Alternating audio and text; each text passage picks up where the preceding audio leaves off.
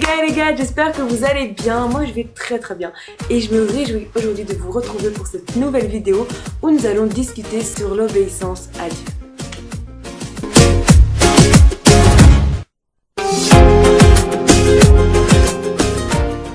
L'année dernière, je travaillais pour Peridaisa.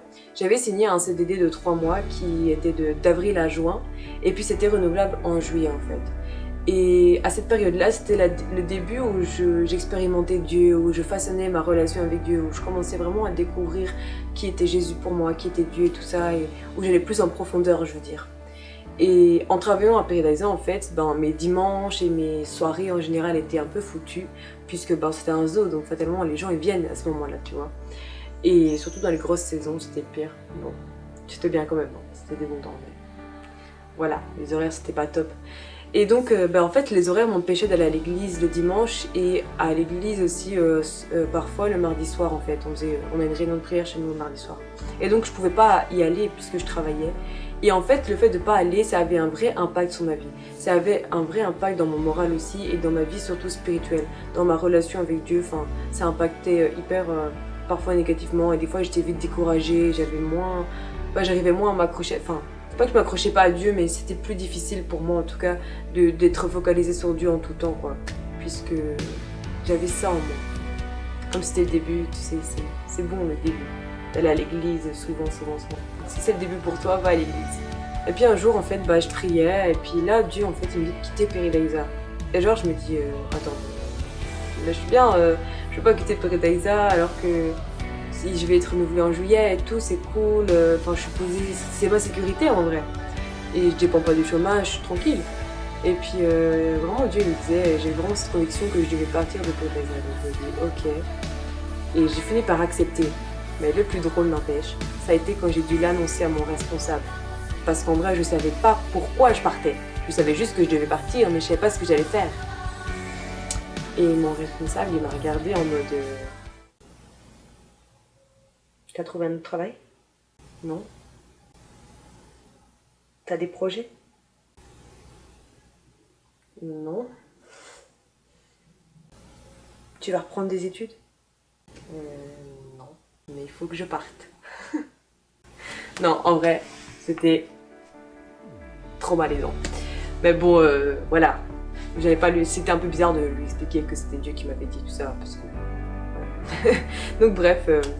J'ai pris mon envol et je n'ai pas re-signé en juillet et je suis restée bien confortablement chez moi à faire grandir ma relation avec Dieu et à rechercher du travail du coup.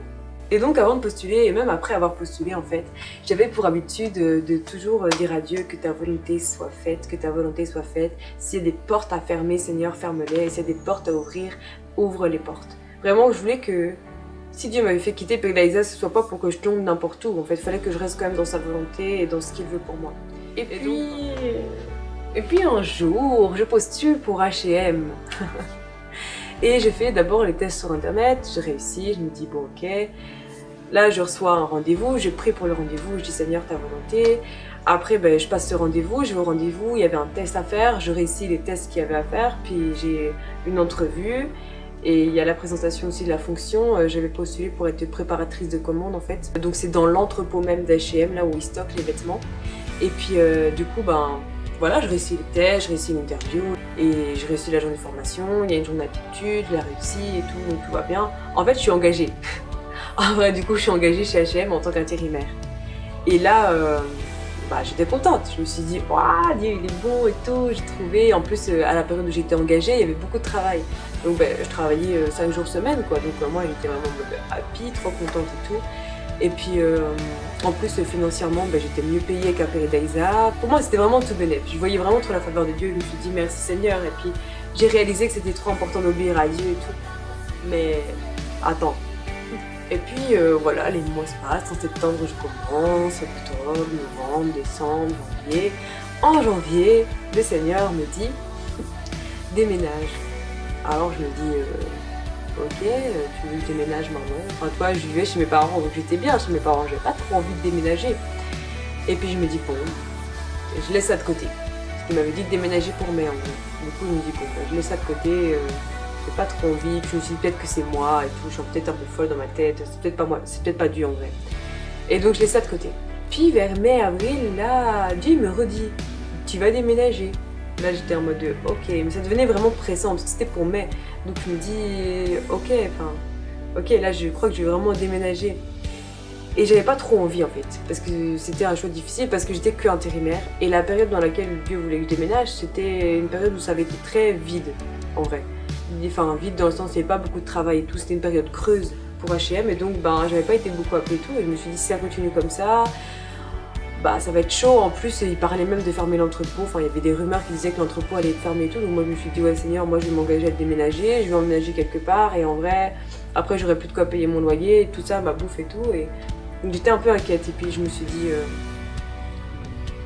j'hésitais et puis j'ai pris la décision. Je me suis dit ok, je vais quand même déménager.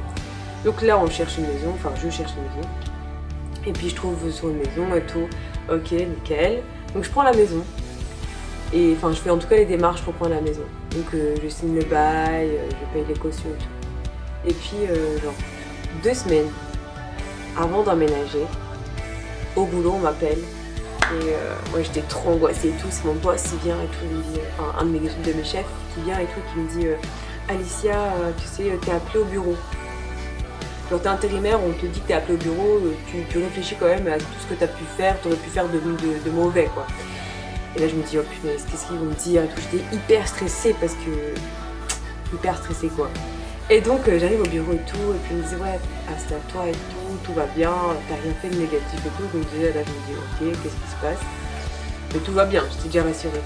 Et puis ils me disent en fait, si t'es là c'est parce qu'on propose des CDD, donc des contrats à durée déterminée. Et j'étais là en mode réellement, est-ce que vous me faites... J'aurais vraiment demandé s'ils me faisaient une blague. Et j'aurais vraiment demandé si c'était sérieux quoi, si c'était pas juste pour nous faire croire ou juste comme ça au cas où, prendre une réserve de recrutement au cas où. Non, ils m'ont dit non, c'est pas une blague, on veut vraiment tout prendre en CDD et tout. Donc je me suis dit ok, c'est une bonne nouvelle, moi je vais emménager donc je me disais c'est cool quoi. Donc je signe mon CDD et c'était un CDD, enfin c'est un CDD de 9 mois. Et là franchement, en signant CDD je me suis dit la grâce de Dieu elle est trop grande, elle est trop grande. En vrai, genre je vais par pas de foi, tu vois, je vais par obéissance, par pas d'obéissance, et à chaque pas d'obéissance que je fais, Dieu me bénit. J'ai quitté un travail, Dieu m'en a donné un autre. J'ai quitté ma maison et financièrement j'avais peur, mais Dieu me donne un CDD. En fait, le CDD c'est une sécurité pour que je m'inquiète pas de devoir payer mon loyer et tout, parce que je sais que je vais avoir cet argent quoi, en vrai. Et donc j'ai vraiment été bénie par Dieu là-dedans. Moi j'ai vu que la grâce de Dieu là-dedans. Vraiment pour te dire que j'ai vraiment vu que lorsqu'on obéissait à Dieu, eh bien lui il nous bénissait en retour quoi. Et comme mon pasteur il dit, en vrai on n'obéit pas à Dieu pour recevoir la bénédiction, mais la bénédiction est une conséquence à l'obéissance que nous portons à Dieu. Et donc en vrai c'est normal d'être béni quand nous obéissons à Dieu. Et je veux vraiment t'encourager à obéir à Dieu. Si Dieu te demande de faire des pas de foi et de quitter, ou si Dieu te demande de faire ces études-là, ou de quitter ce travail-là, ou de prendre cette maison-là, ou au contraire ne pas prendre cette maison-là, ou peu importe ce que Dieu va te demander de faire, en fait, je sais pas trop ta vie, mais toi tu sais ce que Dieu t'a demandé de faire, ou peut-être ce qu'il va te demander de faire plus tard, garde ça en tête, vraiment, va par obéissance, et confiance à Dieu, parce que on sait combien il est grand, on sait combien il est puissant. Si on compte sur lui, en fait, tout va être parfait. Si on compte sur lui, tout va être comme un engrenage et tout va se... Tu vois, ah, voilà, ça se met correctement, tu vois. Et en vrai, ça va être trop bénéfique pour toi. Et de ta vie, tu pourras juste genre dire gloire à Dieu. Merci Jésus pour tout ce que tu fais. Parce que il n'y a que lui qui peut nous rendre heureux parfaitement, quoi. Et il n'y a que lui qui prend soin de nous parfaitement. Personne d'autre ne prendra soin de toi comme Dieu prend soin de toi. Et donc, je veux vraiment t'encourager, même si j'ai déjà dit, à obéir à Dieu quand il te demande. Obéis et tu verras sa gloire.